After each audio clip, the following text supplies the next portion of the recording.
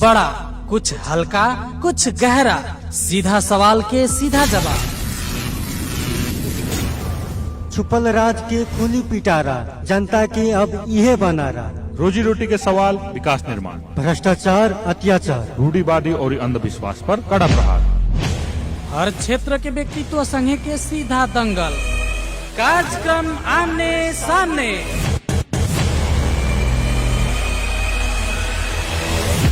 साता के 7 दिन सुबह 7:30 बजे से 8 बजे तक। कार्यक्रम आमने सामने। कार्यक्रम आमने सामने। गाउँ शहर सारा गुन्जाउने यो हो रेडियो सान्वी 96.4।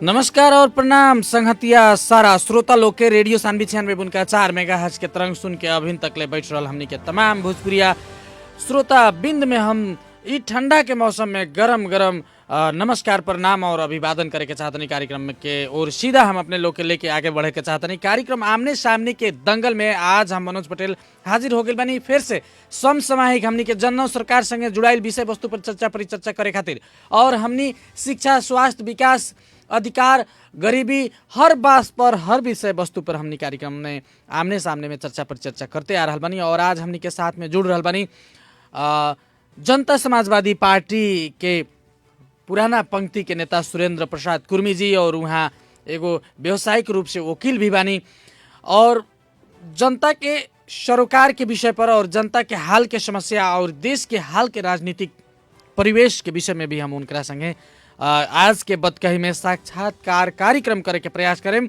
उनकर विचार के हम अपने लोग से साझा करे के प्रयास करें। सबसे पहले हम सुरेंद्र कुर्मी के कार्यक्रम में स्वागत करे के चाहें। सुरेंद्र जी, हमनी के कार्यक्रम में अपने के स्वागत बा। जी नेताजी, अपने के कार्यक्रम में हमनी के स्वागत बा। जी हमनी के सुरेंद्र कुर्मी जी हमनी के टेलीफोन संपर्क में बानी, लेकिन उनकरा के संपर्क में हमनी के ले आवे के प्रयास कर रहल बानी। अभी संपर्क विच्छेद भइल बा। शायद हमनी के सत्येंद्र जी हमनी के प्रविधि कोर के संगतिया उनकरा के हमनी के स्टूडियो के टेलीफोन संपर्क में जोड़े के प्रयास कर रहल बानी। जी अपनी के फिर से हम बता देवे के चाहतनी, कार्यक्रम आमने सामने हर रोज आवेला और हर दिन हमनी एगो जनता के विषय जौन जनता से जुड़ाइल विषय बा, जैसे कि विकास निर्माण के काहे ना बात होको, शिक्षा के बात काहे ना होको, स्वास्थ्य के बात काहे ना होको, गरीबी के रोजी रोटी के बात काहे ना होको, हमनी के बिजनेस व्यापार के काहे ना बात होको, इस सारा बात पर हमनी चर्चा परिचर्चा करी। फिर से हमनी के संपर्क में आगे बनी सुरेंद्र जी, उनकरा के हम स्वागत करके चाहें। नेताजी, अपने के कार्यक्रम में स्वागत बा। हेलो जी नेताजी, स्वागत बा अपने के कार्यक्रम में।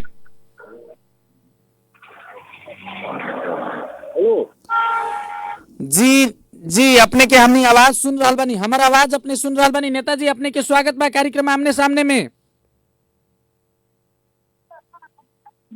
आवाज ही नहीं क्लियर आवा। जी हमनी सुन रहल बानी, अपने हमनी के सुन रहल बानी। नेताजी बोलो तो सुना था, बोलो ना। जी अपने के अभिन राजनीतिक नेपाल के जौन राजनीतिक बा अभिन के वर्तमान राजनीतिक अवस्था के अपने कैसे समीक्षा कर रहल बानी नेताजी? जी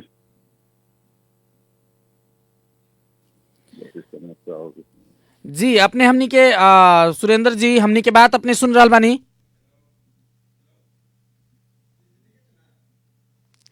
रेडियो सान्वी 96.4 मेगाहर्ट्ज के तरफ में कार्यक्रम आमने सामने और कार्यक्रम आमने सामने के दंगल में हम अपने के दोस्त मनोज पटेल हाजिर बानी आज और हमनी के जनता समाजवादी पार्टी के नेता सुरेंद्र कुर्मी के हमनी आज कार्यक्रम आमने सामने के दंगल में जोड़ले बानी और उनकरा से टेलीफोन संपर्क करे के हमनी के प्रयास कर रहल बानी। और हमनी के टेलीफोन थोड़ा नेटवर्क और नेपाल के अवस्था भी बा ऐसन, थोड़ा नेटवर्क भी हमनी के कभी कभी जाला। आज भी पुराना समय में भी पुराना हो गई, बहुत पुराना हो गई हमनी के देश में भी ये सूचना संचार के विकास बहुत पुराना हो गई, फिर भी आजो ऐसन समस्या बा। कहीं ना कहीं टेलीफोन हमनी के डिस्कनेक्ट हो जाला बीचे में, चाहे कहीं तो एगो नेटवर्क के समस्या होला। एकरो विषय में हमनी के कार्यक्रम में कभी चर्चा परिचर्चा कइल जाए। लेकिन आज हमनी के साथ में जुड़ रहा बानी जनता समाजवादी पार्टी के नेता सुरेंद्र कुर्मी और वहाँ व्यवसायिगत में पेशागत रूप में बात कल जाता हूँ वहाँ एगो वकील भी रहल बानी और विगत लंबा समय से मधेशवाद और मधेश के मुद्दा पर वहाँ काम कर रहल बानी।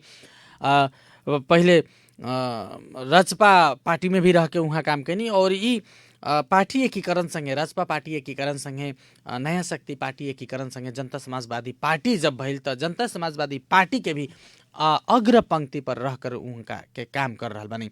और फिर से हमनी के संपर्क में आगे बनी सुरेंद्र जी हमनी के कार्यक्रम में अपने के स्वागत बा। जी नमस्कार, तो अपने के भी धन्यवाद। सुरेंद्र जी, देश के वर्तमान राजनीतिक अवस्था आपने देख रहा बानी, क्या समीक्षा कर रहा बानी, देश कौन दिशा में जा रहा बा? जी अभी जो हमने के देश बानो वर्तमान अवस्था में जी तो वर्तमान अवस्था में क्या बा कि हमनी के देश में कम्युनिस्ट के सरकार बा, नेपाल कम्युनिस्ट पार्टी का। जी और नेपाल कम्युनिस्ट पार्टी के सरकार के मतलब है कि माओवादी जो जनजुद्ध करके आई रहा है, जी जनजुद्ध करके आई रहा ओकर सरकार है, मान लो जा। जी तो ये अवस्था में क्या होके के चाहिए ना, हमनी के जनता के चाहे देश के अपेक्षा क्या रहा है कि ये लोग जो कम्युनिज्म में आर्थिक समानता हुई, रोजगारी मिली, सामाजिक विभेद हटी, अपने के जो माओवादी जनजुद्ध कैले रह लोग शराबबंदी होखे, भ्रष्टाचारी पर कार्रवाई होखे। जी तो हमनी के आशा रहे कि देश से भ्रष्टाचार निर्मूल हुई, सामाजिक विभेद खत्म हो जाए जी। तो वो जो आशा रहे वो आशा पूरा नहीं के हो, भ्रष्टाचार वही बढ़ गए बा, सामाजिक विभेद बढ़ले बा, आर्थिक असमानता बढ़ले बा, रोजगारी मिलते नहीं क्या।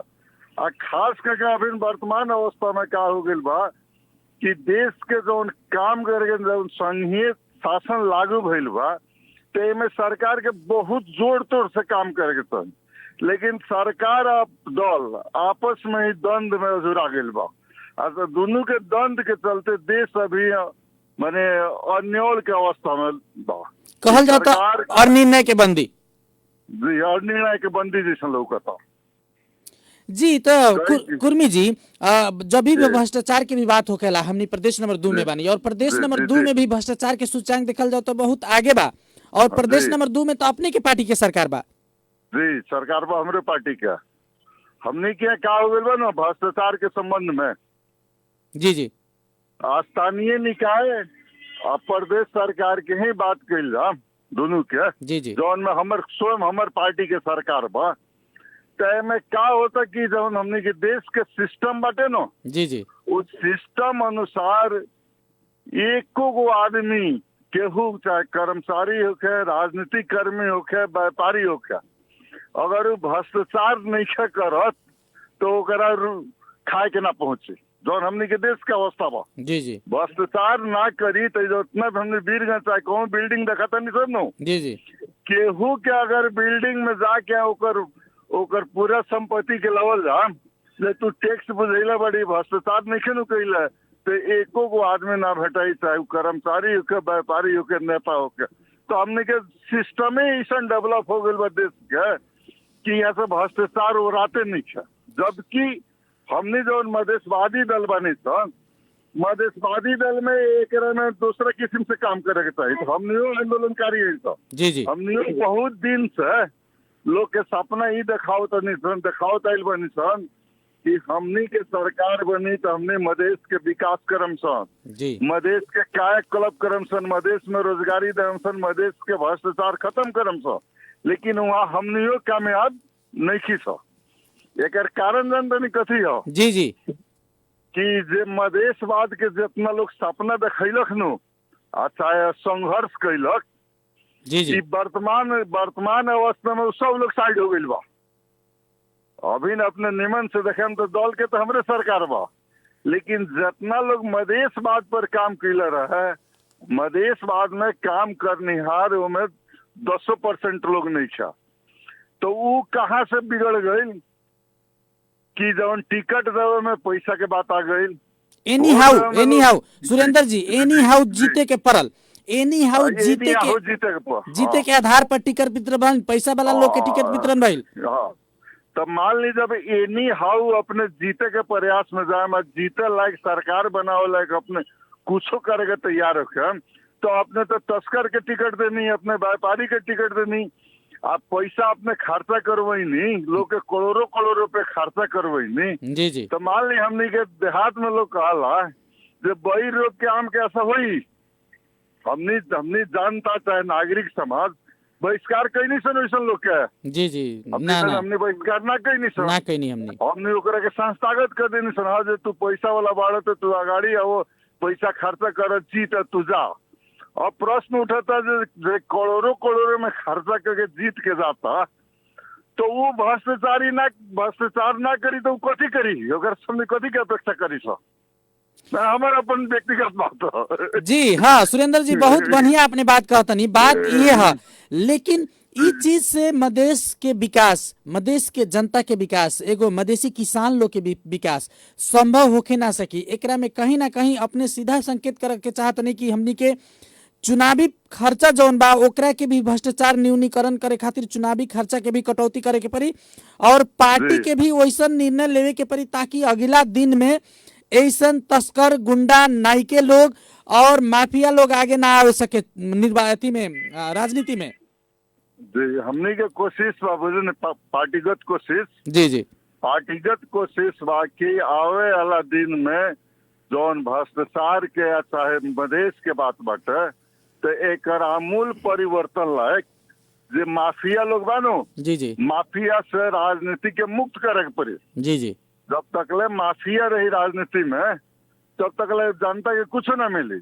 आ एकरा लायक हमर जनता निकाय एगो आशा बा। जी जी एकरा लायक न राजनीति ओर से सुधार होता है न जनता से, काहे जनता कुछ जनबे न करला। आ राजनीति कर्मी अपन फायदा लायक करला, लेकिन जो बीच के वो समाज बा, हमने के सचेत नागरिक समाज कहल जाम, चाहे नागरिक अगुआ कहल जाम, चाहे प्रोफेसर, इंजीनियर, पेशागत लोग के कहल जाम या पत्रकार के कहल जाम, इनमें से भी यदि जनता के जगावे के अगर पहल होखे नो कि ऐसन का लोग के स्टेज पर बहिष्कार होखो।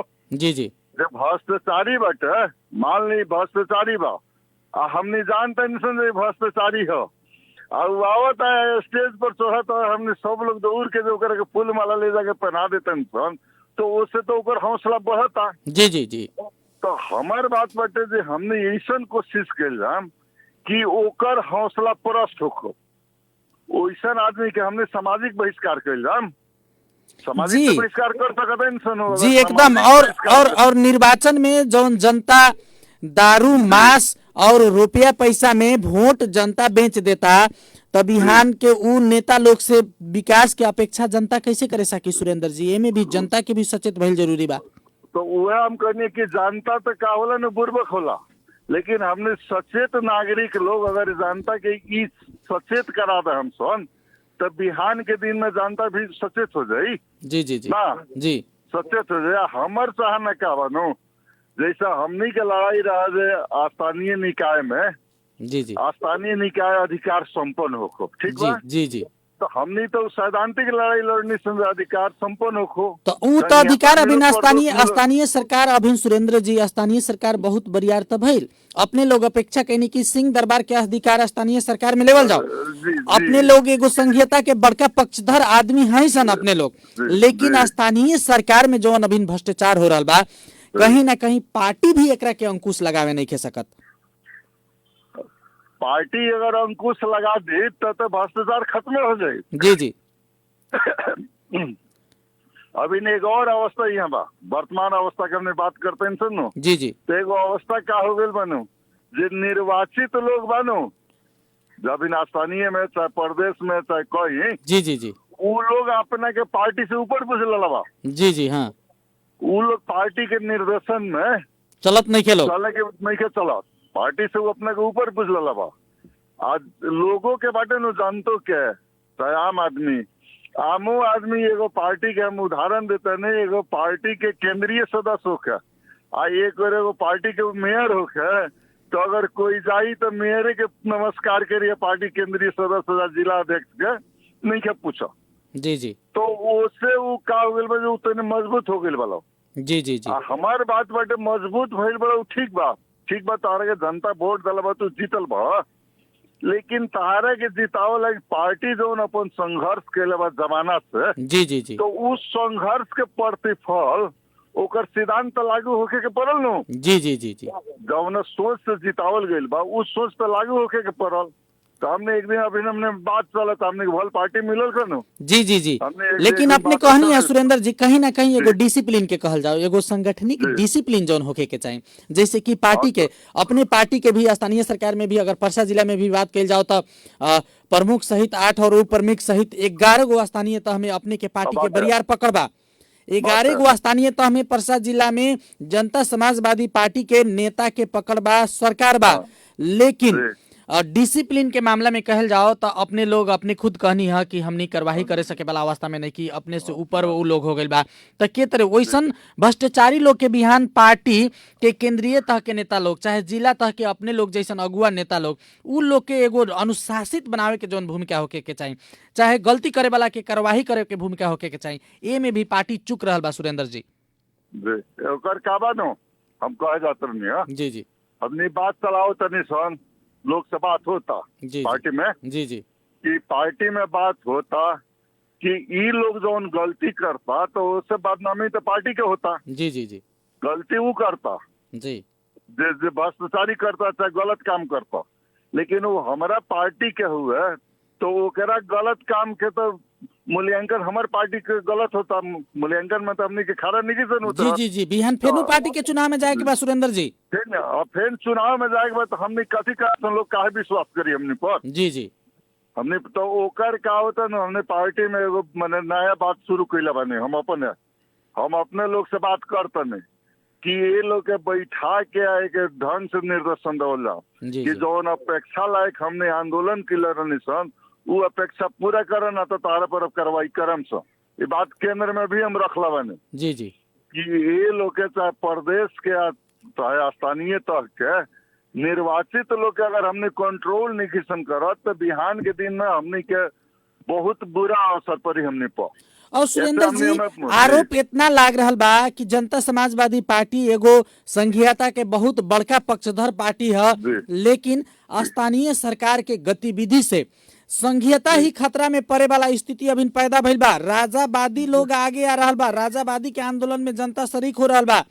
तो स्थानीय तक के काम से संघीयता मजबूत हुई कि ना हुई, कैसन लागेला अपने के? जी एकर का कारण बनो जहाँ तक राजावादी के बात बनो जी जी राजावादी पर आकर्षण नहीं है, लेकिन वो का होता नु कि हमनी के जौन काम करवाई जौन हमनी के निर्वाचित लोग बा जी जी ये लोग के काम करवाई के एगेंस्ट में जेबा मैंने जरा चित नहीं के बुझत जी जी वो विकल्प के रूप में राजावादी के जिंदाबाद कह देता।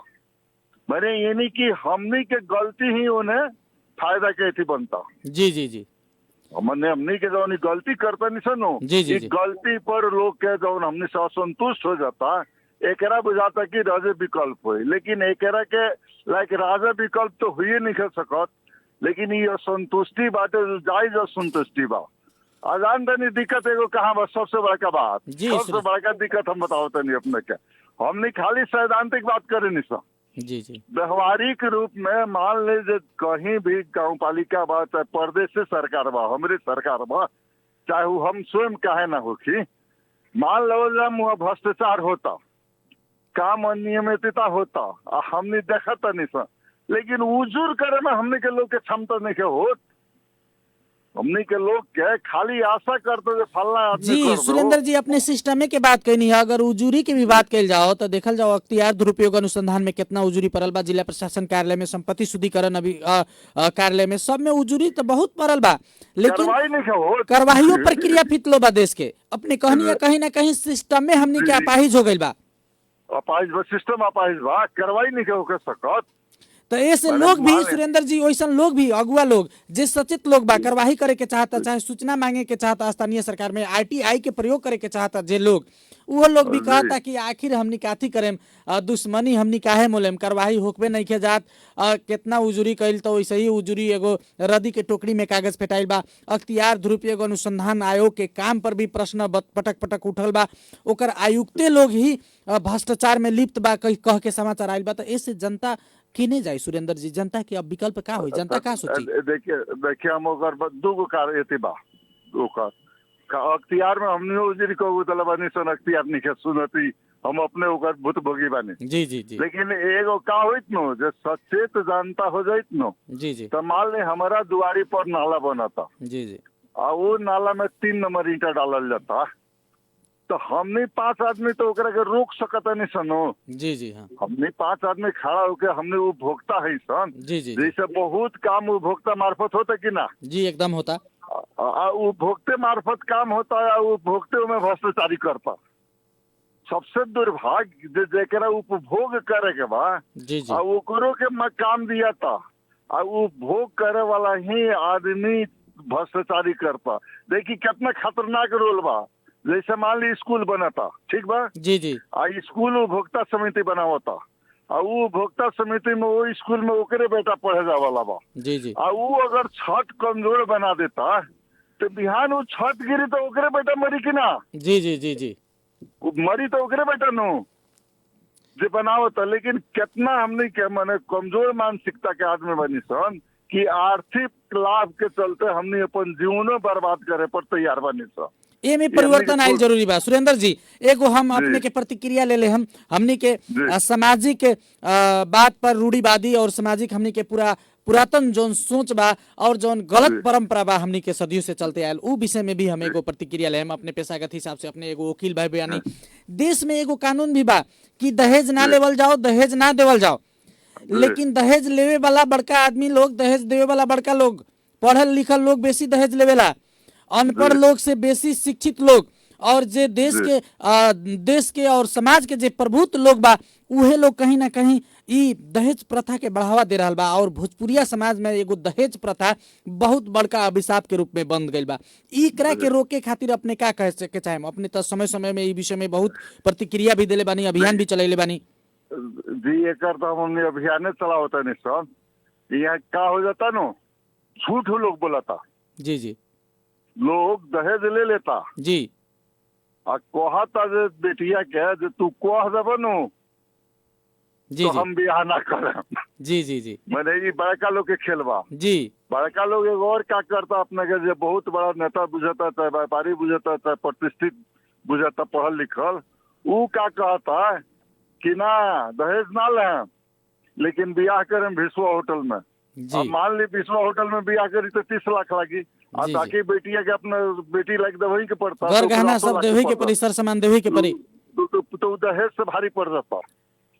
हमनी के समाज में यह आज तक हम कोशिश करता नहीं समझे के कि हमनी ये मान के चले नहीं समझे शिक्षा जब आदमी शिक्षित हुई तो समाज के विकास हुई ऐसी विकृति खत्म हो। जी जी जी लेकिन हमनी के दहेज के मामला में जितने शिक्षित लोग बाटे नु उतने बेसी दहेज के मांग बाटे मांग बा जी हाँ बरू अशिक्षित नहीं के मांगब। जी जी उहे हम कहनी जे समाज के जी सुरेंद्र जी हम उहे बात कहनी जे समाज के आइडल व्यक्ति बा जे समाज जेकरा के प्रबुद्ध व्यक्तित्व शिक्षित व्यक्तित्व ज्ञानी व्यक्तित्व जेकरा के समाज मान ले बा जेकरा के नेता चुन ले बा जौन डॉक्टर बा जौन इंजीनियर बा जौन सरकारी नौकरी में बा उहे लोग बेसी दहेज लेता। हाँ वो कहू नहीं के सकत। मान ली अगर गार्जियन मांगता तो जे डॉक्टर बा इंजीनियर बाटे ना चाहे प्रोफेसर बनल बा वो लड़का है मैंने दुल्हा तो वो तो कह सकत न जे अपने गार्जियन से जे भाई हम पढ़ल लिखल आदमी है हम ना ले हम दहेज लेकिन वो मांगता। इस समझ में नहीं खाओ जे एकरा लायक जान नहीं कथी करे पड़ी जी एकरा लायक तो कानूनो बा सुरेंद्र जी अपने वकील भी बानी कानून भी बा एकरा लेल तो कानून बाटे नु एकरा लायक तो कानून कार्रवाई ना होकर सकी। जानते नहीं क्या है एक बेर के घटना हम बताओ तने एगो भोज में गई नहीं सा 400-500 आदमी रहा सीडीओ सब आगाड़ी प्लेट लेके खड़ा रोल हमारे से लगा है हम कहनी मन कैसे है जब बताई अपने सीडीओ हो गई 500 वाला आदमी में आयल बनी जबकि 50 आदमी के कानून बा तो क्या हुई। अदालत में एक मुद्दा लेके गई नहीं संपूर्ण आवेदन में तो न्यायाधीश कहता जो हमें पनि तो भोज खाना जान्छौं नहीं हमें पनि तो जयंती जान्छौं हमारे पनि तो त्यही अवस्था छ तो उ दरपीट कर दलक हमारे मुद्दे दर्ता ना भए कानून के बात हम करते हैं जी तो कहीं ना कहीं कानून भी निरीह बा कानून नाम मात्र के बा कानून सच्ची मामला में तो सफा कानून निरीह बा कानून कार्रवाई करे, कानून अपने आप में कुछ ना होला, ओकर कार्रवाई कर्ता में दम होके के चाहिए तो नो। अंत में इतना तो सब चीज हो ही रहा बा, एमे बेटी लोग के भी महत्वपूर्ण रोल हो सकता। सुरेंद्र जी, हमनी के जौन बेटी लोग अभी पढ़ के आवता, हमने कहत फिरत इंसान, हमने जब जानी से नु केना हो एकर अथी में अभियान में, तो हमने बेसी जोड़ देता निशान, हमने स्कूल में जाते निशान जी जी, हमने लड़की सबके कहता निशान जे तू बहिष्कार कर दे, दहेज मांगे वाला से बियाह ना करम, ऐसे हमने वो करके सिखाओ तो इंसान बहिष्कार करके अब हो सकता। जान देनी क्या है, डॉक्टर के डॉक्टर लड़की चाहिए, इंजीनियर के इंजीनियर लड़की चाहिए, MBA के MBA पढ़ल लड़की चाहिए, तो अब तो लड़कियों कमाता होते नहीं, पहले तो दहेज ऐसे दिया तो रोला नो जी जी जी, कि लड़का कमा के लड़की के खियाई। तो अब तो जितना एजुकेशन लड़का के रहता उतनी एजुकेशन लड़कियों के रहता, जोन काम लड़का करे वो काम लड़कियों करी, तब लड़की वाला काहे दी पैसा। तो हमने ये लड़की पर जोड़ देते हैं, समझे लड़की सबके जो बच्चा बा वो कहो जे हम दहेज वाला से ब्याह ना करब, अगर उन्हें से एक दो चार गो जवाब मिले लगे नो जी जी तो हमारा बुझाता ही कमजोर हो। जी सुरेंद्र जी, हमनी कार्य बहुत अच्छा छल फल होत रहा, लेकिन हमनी कार्यक्रम के अंत ओरी आ गए, समय हमरा लगे कम बा। हमनी के समय देनी है अपने के बहुत बहुत धन्यवाद। अगला समय दिन में भी अपने के समय के हम अपेक्षा करें। जी जी ठीक, चले अपनों को धन्यवाद। जी, हमनी के कार्यक्रम में आमने सामने के दंगल में आज जनता समाजवादी पार्टी के नेता सुरेंद्र कुर्मी जी हमनी के जुड़नी है और अपन बात के अपन विचार के साझा हमनी के कार्यक्रम में कहनी है और बहुत अच्छा छलफल भइल। जनता जनार्दन होला, ई सब छलफल से एगो धारणा बना के अपने के भी आगाड़ी बढ़े के पड़ल और कहीं ना कहीं समाज के रूपांतरण के खातिर, समाज के परिवर्तन के खातिर जनता के भी और जनता में भी चेतनशील भइल जरूरी बा, जनता में भी जागरण आयल जरूरी बा। सुरेंद्र कुर्मी जी के बात के संकेत यह रहनी। हम यह कहत आज के कार्यक्रम से विदा चाहें। नमस्कार, प्रणाम।